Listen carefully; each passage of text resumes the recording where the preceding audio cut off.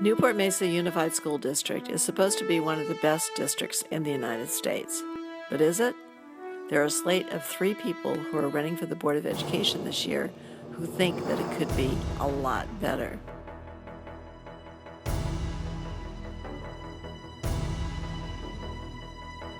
Meet Amy Peters, Michael Schwarzmann, and Leslie Bubb. Meet the replacements.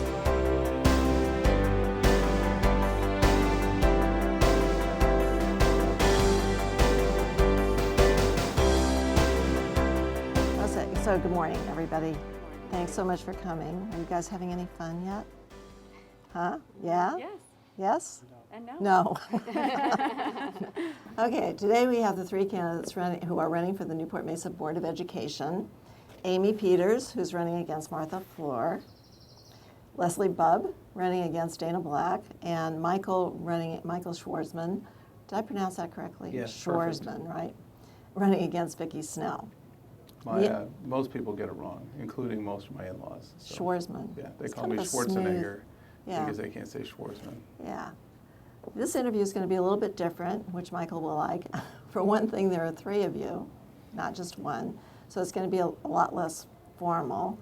And it'll be more of a conversation. And feel free to disagree, maybe even erupt occasionally. And even though you're running as a slate, I know that you have slightly different ideas about things. So feel free to say anything you want.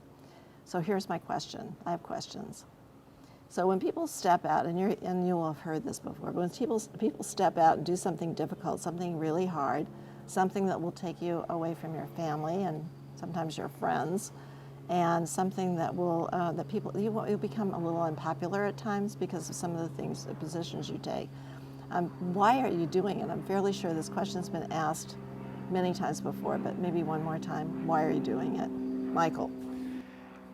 I think I know that it's a frustration with the way that, with what I think it could be in terms of the education and the opportunities and what I think they are. And I don't think it's a question of having the tools available, meaning do we have enough funds in the city that are raised through the taxes in order to pay for it. I think it's an allocation issue and it's a focus issue. Through what I've been doing, very active with the kids' schools, started a foundation, very active with that. I've seen some of the obstacles which seem like they shouldn't be there. And frankly, I'd rather not be doing this. I'd rather just be focusing on my kids' school. But I think it's a bigger problem than just my kids' school. And as I go to the meetings and I hear the problems that other schools are having, and really the response to those problems, it's really troubling for me. So I've had to sacrifice a lot. Can I just interrupt here and ask you, what's troubling? I mean, when you say troubling, it's like, I'm not quite sure what that means. I think things are unnecessarily difficult. So for example, we wanted to buy computers for the school, but there's only a particular brand that you can buy and you have to get them through a particular vendor. So we had somebody offer to donate a classroom full of Lenovo computers. One whole classroom. A classroom full. And the answer was no, it's not HP, we won't take it. That to me is wrong. It's fine in a world where we have HPs in every classroom and they're saying, well, why are you going to give me something else, or this is inferior, et cetera. But if we have classrooms that don't have any computers and the teachers believe that the computers are useful and the testing is standardized on computers, saying, no, I won't take that computer is the wrong approach it's the wrong answer, it's the wrong approach, in my opinion. In my opinion, maybe it's a perfect example, but how about a dialogue? How about when we have a discussion about why are we using HP and what is the cost to have somebody have 2 helplines to call instead of 1? Yes, that's a cost. Yes, there's a delay, but if you aren't going to provide them, then why don't you let us optimize, the use of the money? So it's a frustration. We paid, in my opinion, we aren't maximizing the use of our funds by buying the cheapest equivalent of the machine and making it available so we can stretch our dollars. Instead, we're hamstrung in ways to me, it's just an example. It's just computers, but there's lots of them where it isn't being done what makes sense. It's not being done in a productive way to fill the classrooms. to give the tools to the teachers. Well, we also don't look at the big picture, like with the school year. So we this year got out on June 23rd, and instead of the board looking at the ramifications for ending school so late, that decision is made based on a survey that goes out. And not everyone who takes that survey understands how it impacts kids. You know, at Newport Harbor High School, we had over 800 kids take the AP test. Well, AP testing starts in the beginning of May. So next year, in fact, the first test is on May 2nd. Well, our kids, who are being compared to everyone in the rest of the nation, are at this huge disadvantage because we start school so late. And same thing with IB testing. We had, I think, 225 tests being taken. And you look at the sports that the CAF is upping that schedule where they're starting their games in the middle of August, and yet we're still not back in school. So we understand that that's a negotiated issue, that we have a teachers union, and that the board can't unilaterally change it. But if you think about sort of the pieces that we're putting in place, if we want the best education, then let's get air-conditioned classrooms so we can start earlier. Let's talk to the union about moving up the start date. We aren't expanding the school year, we're just moving it up so our kids can perform the best Okay, so on I the have test. a question. I know I see the frustration, but did you go to anybody? Did you talk to anybody? Have you expressed the frustration you have with the situation the way it is? Well, like in terms of upping the school year, no, I haven't had that conversation. Yeah. But I also think that I shouldn't have to have that conversation. If you are in a leadership role, you should be competent enough to be able to see those problems and make those decisions and also have those conversations. I know that I've spoken about this at one of our kickoff events, and I had a high school teacher come up and was so thankful that I was discussing that. Well, that demonstrates that other teachers feel the same way and that there is a frustration level. And I think it's up to the board to be able to be in touch with the teachers. Do you think the board even knows anything about this or understands this? I Hard can't to speak say. to that. But in reference to the survey that you said went out, which I participated in that survey about the school year, they only asked about the following year. They said, do you have summer plans? So everyone has summer plans.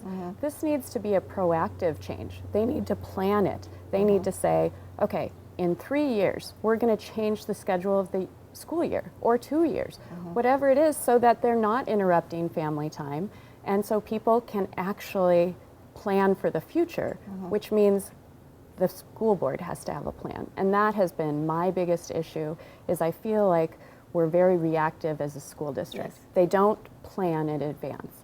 They've installed all these solar panels across the school. They disrupted parking, they disrupted classrooms, getting to classrooms, and I found out a month ago they haven't been connected to the grid. So we've spent a lot of money and time building solar panels, which is fabulous, but they haven't been generating power all year. But right now there's shade awnings, and that's absolutely right. It's all there. They're providing shade in the parking lot, and I knew they hadn't turned them on because they're supposed to resurface the parking lot when they connect them, and our parking lot hasn't been resurfaced. They did repaint the lines in the wrong way. We didn't repaint them because it was going to be redone. I get the frustration. I'm feeling the frustration here, but I have like a bunch of other questions. Okay, Mike, but go ahead. just the issue of, does the board know? I think it's their job to know. I think they need to have a good enough pulse, either personally or through the employees, through the superintendent, and through the staff. They need to know what these things are. I mean, they haven't changed the way that they do AP testing. And if they don't know these things, they should find out. They should do something about it. They should be questioning. They should know what's going on That the actually site. leads to my next question. Okay, I'll let you. Yeah. How would each of you want to change the way the board does business? I mean, we're kind of leading into that right now. Specifically, let's talk about the meetings themselves. The union presidents, both of them, only get 3 minutes to speak. They represent over 2,000 people in the district. Should they have longer to speak? And how much longer, if you think they should? Well, I think it Because they would bring some of the things you're talking about to the board. Yes, I think that they should be able to speak on more subjects. but I think it highlights a larger problem, is that that shouldn't be their only time. Their voice should be heard more often, and there should be an established relationship already in place. So it's not a big surprise you're going to hear from them for those 3 minutes. You've already had But how would that work? lengthy do you think? conversations. Well, you shouldn't have to file a complaint to be heard by the school board.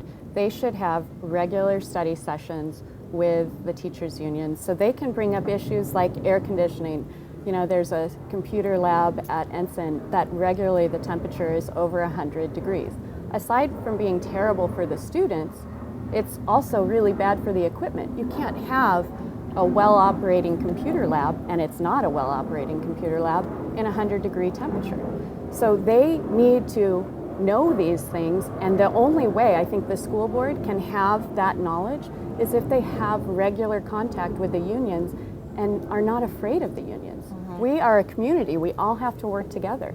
Well, in those study sessions, to make them more productive, so I was only at the one study session recently, and so I'm only speaking to this one experience, but About SWAN math, and I understand the need to have a bit of a presentation to say what it was, but it took up 3/4 of the meeting, so the teachers who were there who really wanted to be able to discuss it weren't given time to do that. So that really isn't a working study session in my it's opinion. a presentation. Yes. It's a presentation. Yeah, it wasn't a study session. I don't think that all the work needs to be done at a board meeting.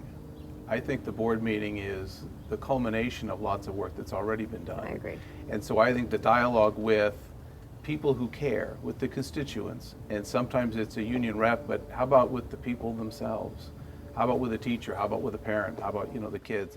The students know a lot about what needs to change on Right. these school campuses. Right, and I don't want them going up there all nervous for 3 minutes on TV.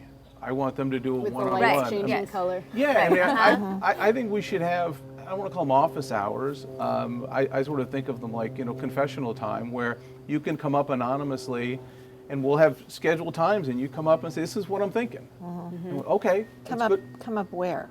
Set up some time in an office when someone can come in and they And just don't talk to you specifically, or talk to other people as talk well? to, well, Be I'm able talking. to set up appointments with whoever they need to speak to. Right. Or we could have talk to a board member. We can't resolve anything. We're not going to vote. We can't decide things, but we certainly can hear.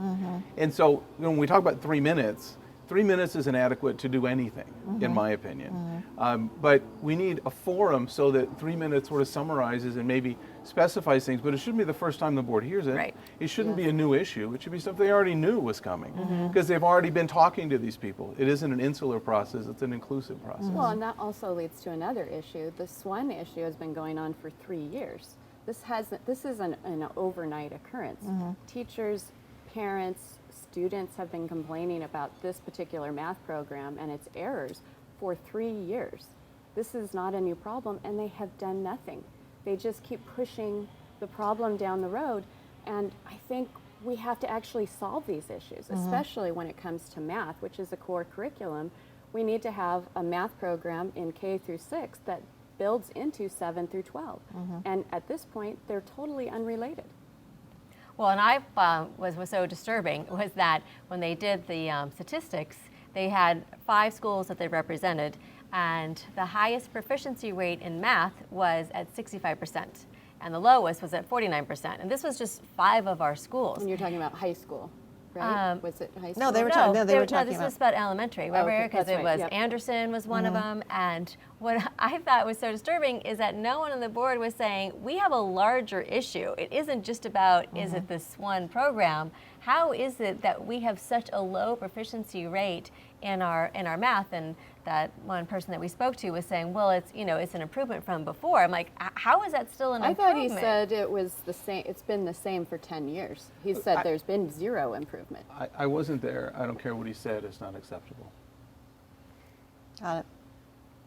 So, what is it about SWAN math, do you think? I mean, why is it still there after years of complaining, years of people pointing out the obvious errors and so on? And why is it still there? Why do you think? I mean, you can't know, but I mean, what do you think? It seems to me that someone must have an improper relationship with SWAN math. and feel the need to funnel money into a company that is clearly not. Do you know how much money? I think it's about $3 million to purchase million. it originally, and what- then every year we've spent $1 million a year, I and think it was then a there's teacher training. $1.8 million for a 3-year extension, and then there was $250,000 for 1 year's worth of, coaching on the campuses. It's very expensive. It's more than $1 million. I mean, you're making it sound like it's $1 million. It's not $1 million. I think it's more than $1 million. But why do you so you think it was something on the inside, so an inner That's the only situation. explanation I can come up with, because they have been riddled with complaints about this program from the beginning. My own children have stood up in board meetings and said how unhappy they are with the program. So they've heard from teachers, they've heard from parents, they've heard from students. Why are we still using a program that they obviously have zero contact with in the classroom, or they would think it was bad also? To me, the question is a little bit different, which is, I don't care how we got here, I care where we need to be. So yes, we've spent money on SWON math. Okay, but what should we have in the classrooms next year that the teachers can use to teach so that we don't end up at 65%? That to me is the right question. So how we got here, may be troubling for some, maybe others it's not troubling. I don't know the process. What I know is the math scores are unacceptable. The program isn't being embraced and adopted by those who have to implement it and by those who are learning from it. So let's find one that is, so that our scores go up. Okay, so just to continue with the meeting, because I'm kind of focused on the meeting myself because I was there, not until 11 o'clock, but for quite a while. Well, I said we had a math emergency at the meeting. That's right. So if people are, okay, so now you're on the board and somebody comes and they're talking about something like SWON math, right? Would you answer from the board? I mean, do you think how would you handle that? Do you think it's proper to answer? Because just sitting there and not saying anything, I think. You mean during a meeting?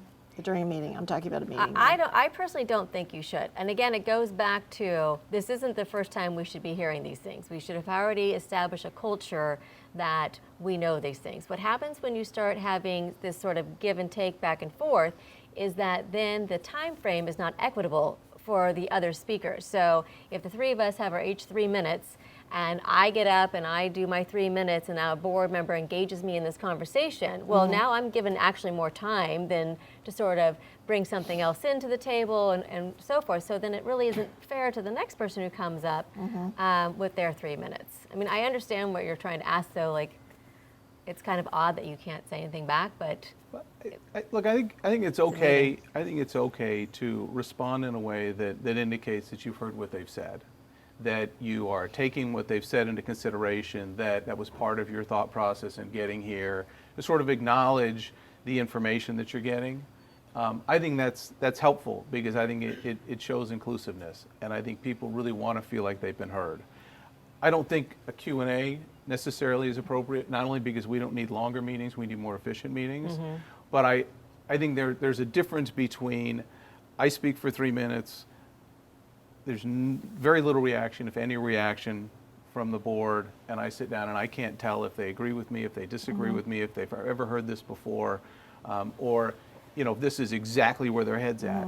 So to me, some sort of a reaction, without favoring people, without advocating and doing that kind of stuff, but something in terms of thank you for that. We were aware of that. We've done some research, and that's certainly in our packet. That's not just the president's job, right? I mean, you think it's part of the other people on the dais, the other trustees. Well, Do you think but that's part of also their in job? relation to this specific meeting, we had an hour and 45-minute study session leading into the meeting.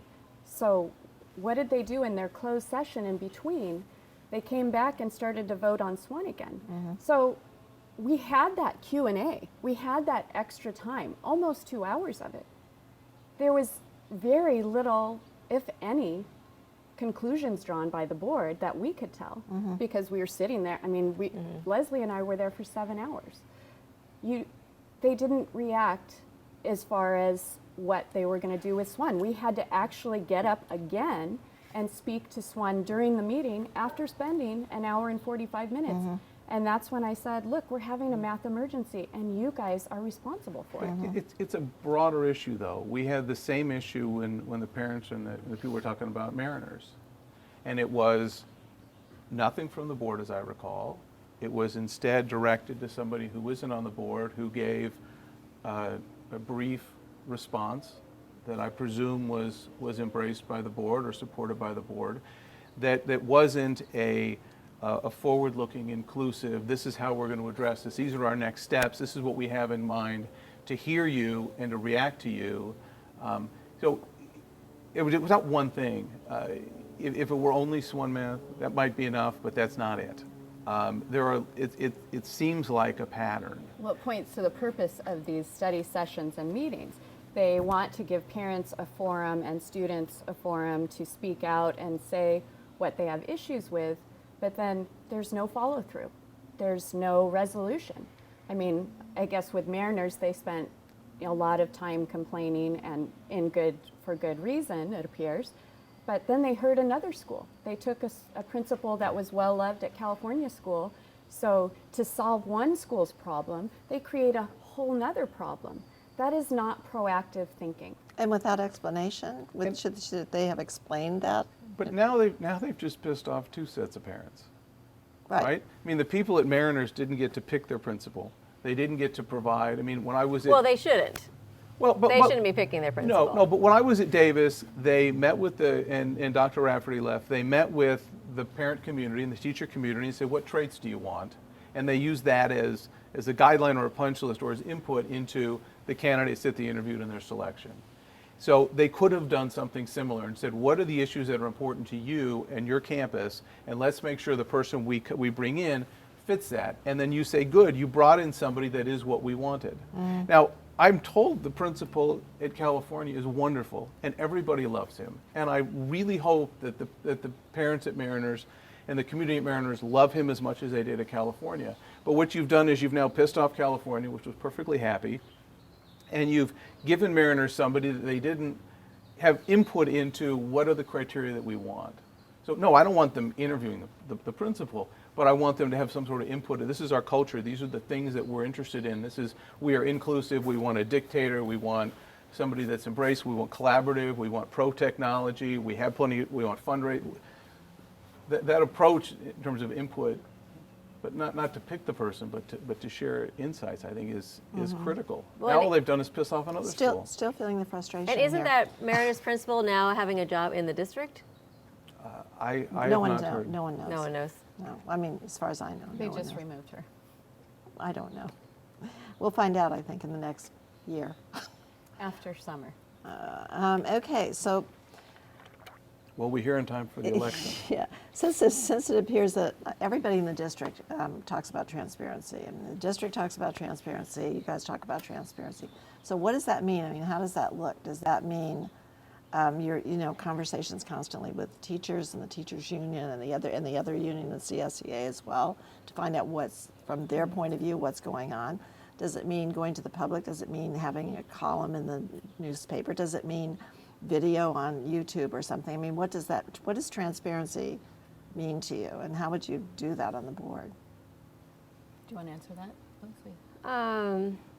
Well, one way I think is important is that whatever process that we have established for making these policies is that it's established so that we include everyone, so that when we talk about these study sessions, that we know ahead of time before making a policy that we are going to have certain ways that we gather our information, and that's known ahead of time, so that people can be involved in that process. And communication needs to be a huge component of this.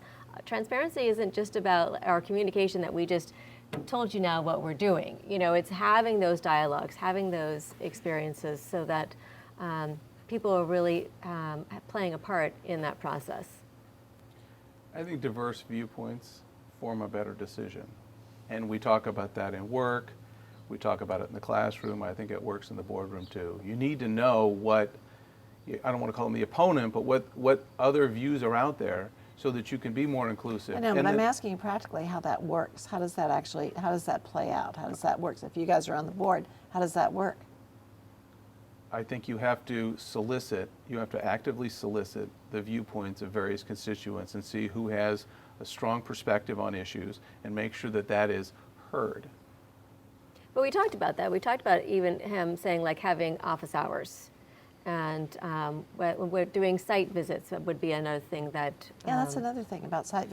That's actually another question of mine. But I just wonder about the transparency, about how you feel, how are things going, what's actually happening, how do people know, and how do you get more people Involved. to come to the board meetings so Right. that they actually understand, or at least watch it. Well, our current board has figured out how to get more people at the board meetings. They just make people mad.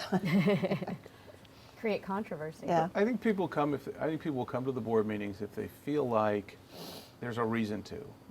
And if you're going to get 3 minutes to stand up and say something but not feel like it's acknowledged or heard, it sort of feels pointless after a while.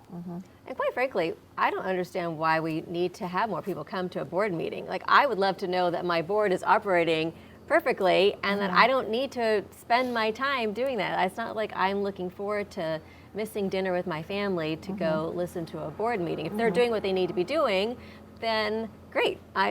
So I don't But feel how like do you find out if you don't go? Well, but it doesn't need to be, look, if the only forum to talk to the board is at a board meeting, then you really need a lot of people to come. But let's not have the only forum to talk to the board, the only forum to be heard, the only forum to communicate be 3 minutes at a clock in front of a TV when you're nervous, standing at a, that's not the way to communicate. Because then as a board, you have problems reacting. You can listen, you can't add something to the agenda, you can't vote on it at the time. There's all kinds of issues like that. So you should know in advance. It isn't difficult to put something on the agenda if you know in advance, if it's an inclusive, I noticed when you guys got transparent up process. to speak before the board, none of you were nervous, so I don't know what you're well, talking also about. though, go to school site council meetings. I mean, school site council meetings are the perfect way to understand what's going on within each individual school, and they usually are a monthly meeting, whereas you have teachers, you have faculty, and then you have When are parents they? and students. When are they usually? There's 4 per year. It depends on the school site. Like at Newport Harbor, actually, we started doing it monthly. Okay. It's time though? What time? Ours, we're at 7:30 in the morning. On our Wednesdays, we have late start on Wednesday, so. Yeah. So you right there, if you just sit in that meeting once a quarter or once a month, then you're actually hearing from all the constituents in that school site and the issues that are there, and you become quite knowledgeable about what the needs are for that particular school. And I you- just wonder how many people can be there at 7:30 in the morning. Well, I also think board meetings should be informative. They should be presenting what their plan is for the district. We should want to go to board meetings so we can be informed. Most of the board meetings I've attended have been the consent calendar, which is full of lots of things that aren't identified fully, so it's sort of a mystery, some of them, and awards.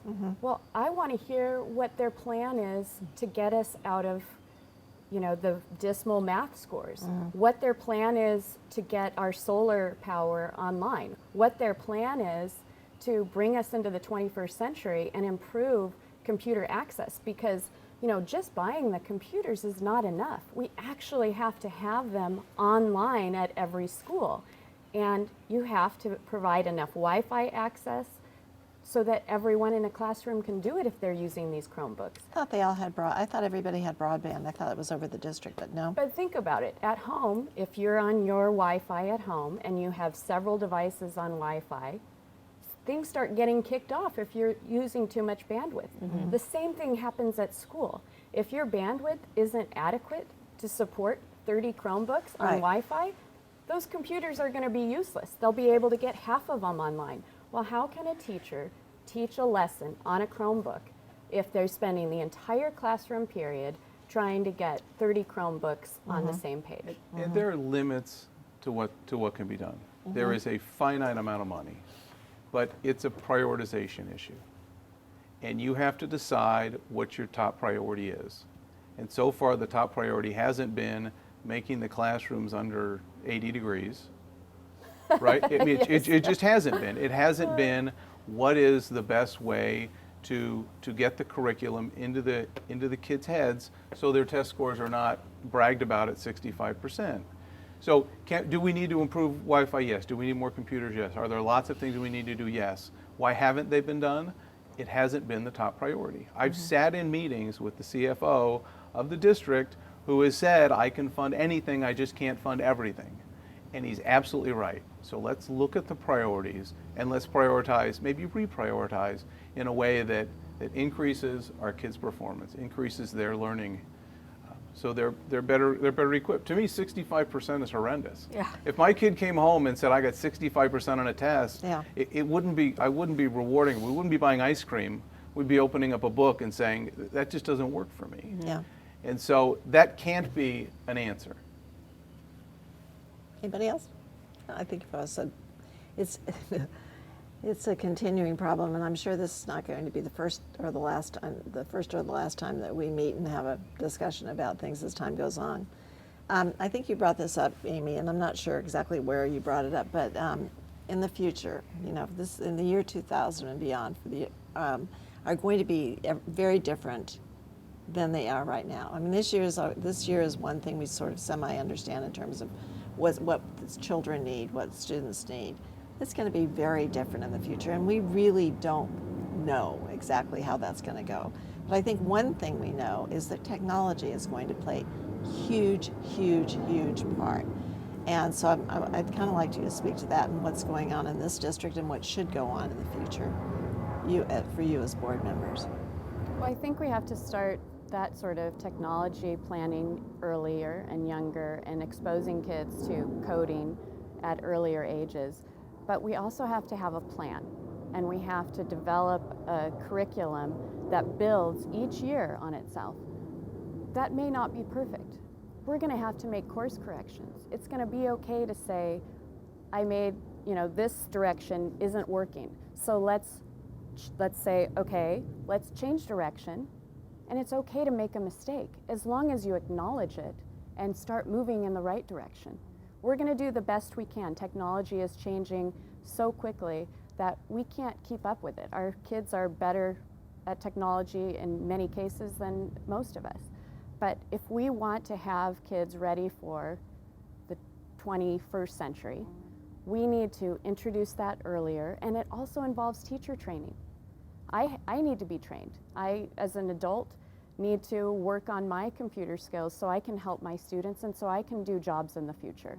We have to do that for our teachers because it's not innate for all of us. We didn't grow up with an iPhone in our hands like our children are doing right now. Yeah, I think I heard you say that, all the kids are really doing coding on their own. Well, some of them are doing coding on their own, but they're not all doing coding on their own, right? So we have to increase that access because yes, there are many starting kids, in kindergarten, starting a little bit in kindergarten, whenever starting in it's first age grade. appropriate. I don't have the specific answer. Leslie's a former teacher, so maybe she has a better.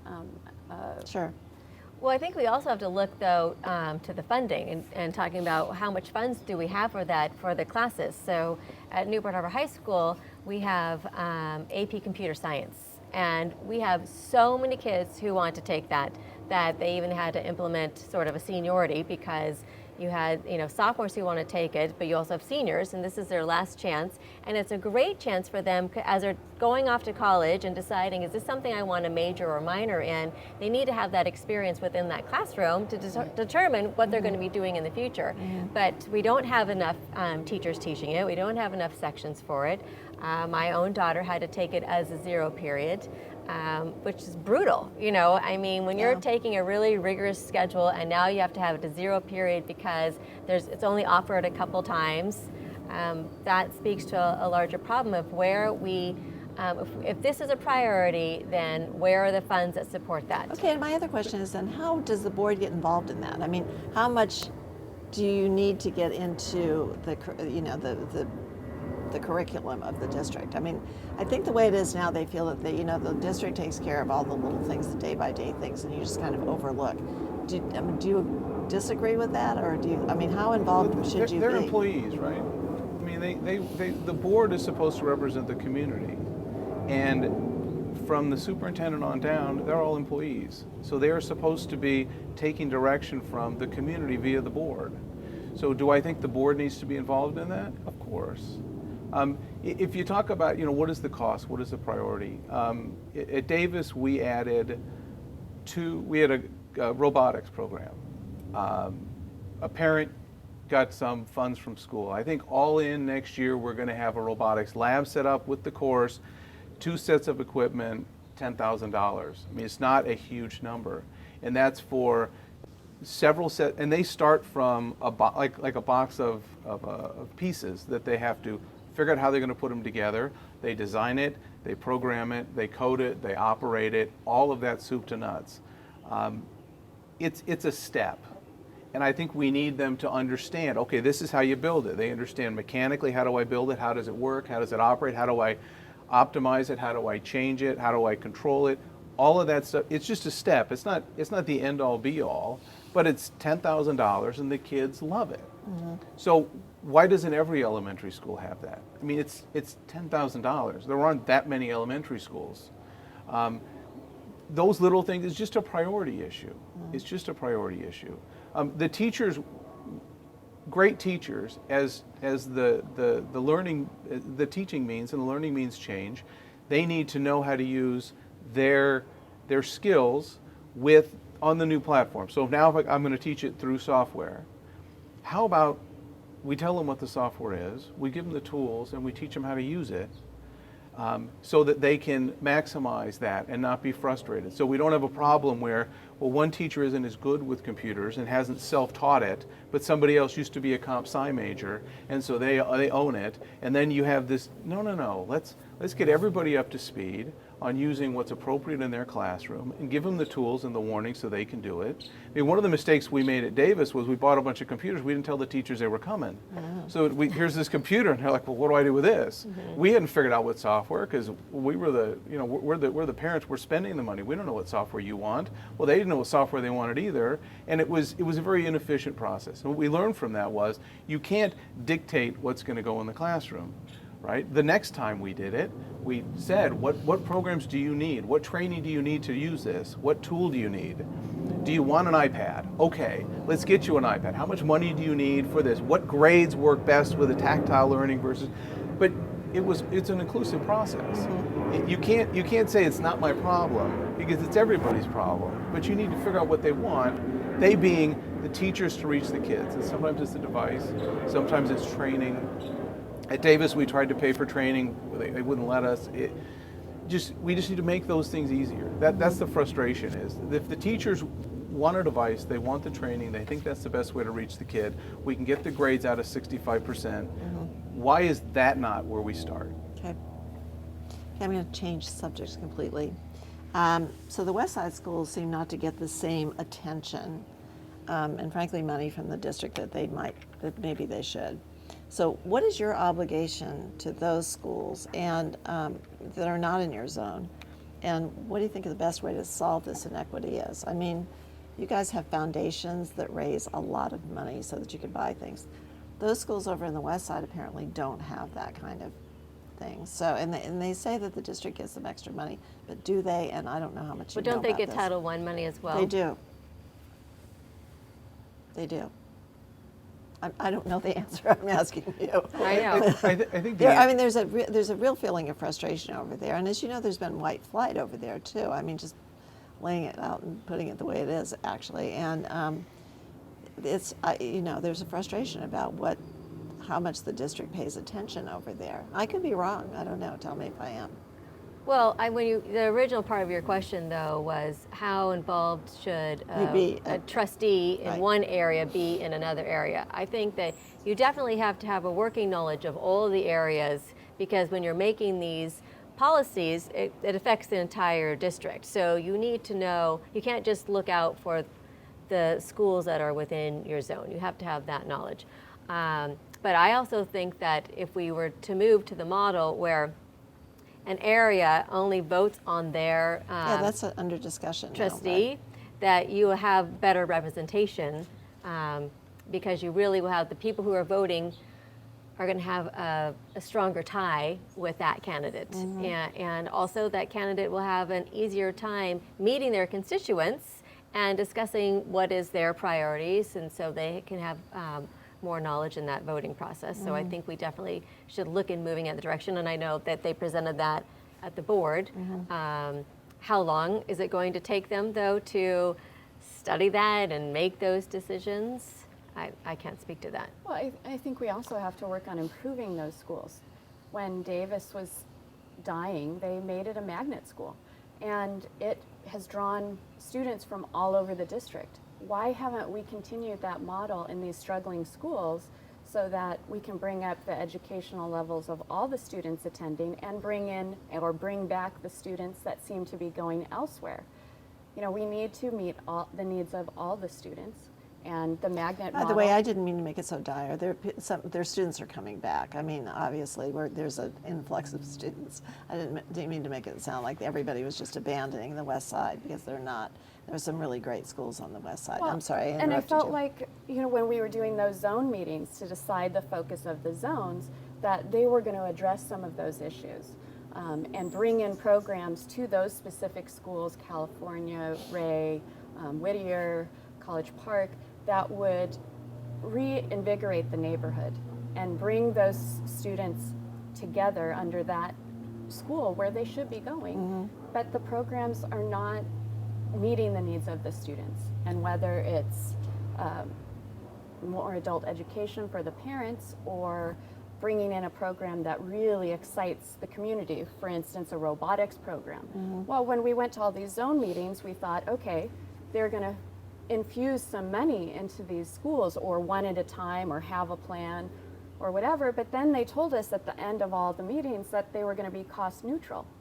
Well, for the schools on this side of the 55, that meant the foundations and PTAs and some other support organizations had to fund it. Well, on the West Side, they don't have those same organizations and the ability to fundraise, so cost neutral to meet them means it No probably money. isn't going to happen. I think you can make the pie bigger. I don't think the answer is that you ask the rich foundations to fund schools where their kids don't go, because I think what's going to happen is they will get less donations, Right. and then you'll have less money split further, and it doesn't really accomplish the goal. But I think there are sort of best practices. There are corporate sponsors that people have. There are, you know, like quantity discounts. Everybody knows about quantity. Why do you go to Costco? Because you buy more, you get it. Well, if there's a great field trip that one school is taking, if another school takes it too, now you get the price down. Maybe you give that savings, right? Because the one school was already paying the full price. Maybe you give all that savings to the other one, which sort of doubles down on the. I mean, there's ways to approach it, if you think about it sort of holistically, to make the pie bigger. If there's a corporate sponsor at one school, why is it that same corporation which believes in the science program at that school wouldn't believe in the science program at this other school? But I don't feel like there's a sharing. I know the organizations I work with haven't been very good about sharing what's worked for us, and haven't been very good at sort of soliciting, because we haven't had a sit-down meeting. Now, we did have this year, one of Dr. Navarro's superintendent meetings, he brought in, where they have one parent from each school, we asked for best practices among the different foundations, and he did do a good job of organizing that, and we all came together and we learned from some of the very successful organizations what programs do they run, how do they implement it, what are their vendors, sort of including handouts, copies of all of the flyers they do and their best practices, and I think that will work. But I will tell you, if you don't have a foundation, it's not going to work. And if you need help setting up a foundation, all those little pieces, you just need somebody to say, I can help you do this. I can help you set up your foundation. I can tell you how to ask parents. I can tell you what works and what doesn't work. Like a mentor program, really. Absolutely, absolutely. Like a mentor, like I will show you. And somebody helped us. You know, we happened to get lucky that somebody knew a lawyer who would draft some of the documents for us. But if you don't know a lawyer who's going to draft them, and you don't have $10,000 to pay a lawyer to draft them because you're just trying to raise money for the kids, it's an insurmountable roadblock. But I think we can expand the pie by sharing that way. But I think what you said about corporations is correct, and the organization that needs to be building these relationships with corporations is the district. They need to do a better job of bringing in corporations that have career technical education experience or can fund robotics programs, they exist. There's tons of engineering programs just in Orange County alone and within Costa Mesa and Newport Beach that would be happy to participate in a magnet school that has a focus on engineering. Why aren't we doing that? I do believe that the trustees have a responsibility to help define some of the priorities, and I feel like we don't have, personally I feel that currently the priorities are not focused in a way to improve those West Side schools. And I think we need to do a better job. And there's tons of corporate money out there for struggling schools specifically. They want to have future employees. And the only way they're going to have those future employees is if they participate in the communities. And they get a tax write-off for donating that money. And we go back to transparency and communication as things you'll hear a lot from us. What are the things we agree on? And that's, maybe they've got a great plan, but should it be a secret plan? I mean, shouldn't we know how we're getting from 65 to 95? Shouldn't we know what the plan is to expand the funding? I mean, the funding is set, and there's statutes and there's laws, and this is the way that you have to fund. But what is the plan? Right? What is the plan to give everybody the chance to be at 95? That transparency, if it doesn't exist, it should. And if it does exist, we should all know so we can buy in and help. Maybe I know somebody that could be helpful to the whole they're looking for. But if it's a secret, I can't help. You guys are great, and I'm sure we'll be talking again, but I know you're all really busy and have been busy fundraising and doing other things and speaking, and I've got to sell a house. So All right, thank you great. so much. We Thank you. appreciate it. Thank you so much. Thank you. Thank you. Thank Thank you for your time. Thank you.